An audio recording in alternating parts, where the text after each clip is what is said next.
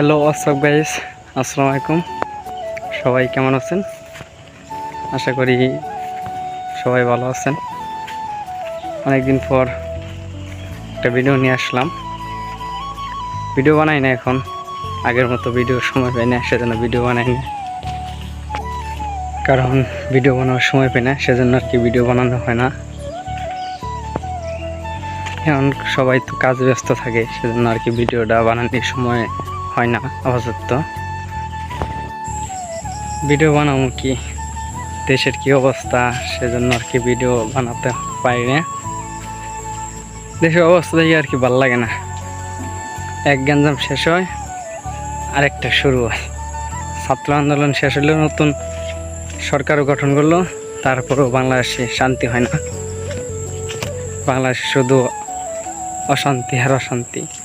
কোনো সরকার আর কি বাংলাদেশে পাবলিকের মন জোয়াইতে পারবো না।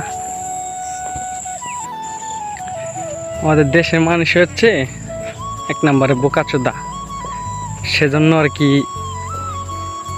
এরকম হচ্ছে।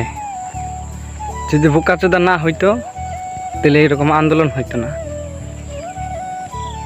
নতুন সরকার বানাইছে ঠিক আছে, নতুন সরকারে বানানোর পরেও কত ভুল। তোরাই ভাইবা চিন্তে নতুন সরকার বানাইছস, তারা এখন বলবা বস, তাই না? দেশের মানুষটা আর কি বলবো।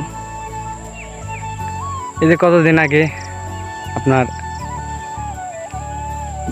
এখনকার বর্তমান যুগে দেখেন, আমিও তো মানুষ হইলে বোকাচোদা।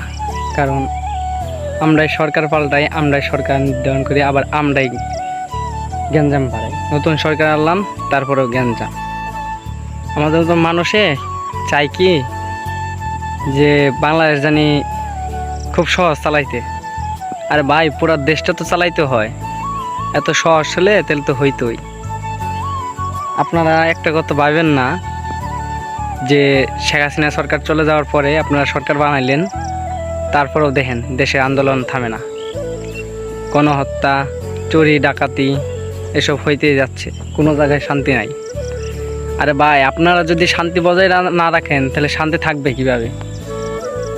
আপনার মতো বোকাচোদা কিছু পাবলিক আছে, তারাই মনে করলেন সুযোগতেও কাজে লাগাইতেছে। সেই বোকাচোদাকেও কিছু কথা বলি। এই হারামি পুত্রা আপনার দেশে আন্দোলনে গ্যাঞ্জাম লাগাইয়া দেশে বিচ্ছিন্ন বানাই দিছে। খুব একটা বাজে অবস্থা শহরে। আমরা তো গ্রামে থাকি, সেজন্য কিছু বুঝি না, কিন্তু শহরে খুব বাজে অবস্থা।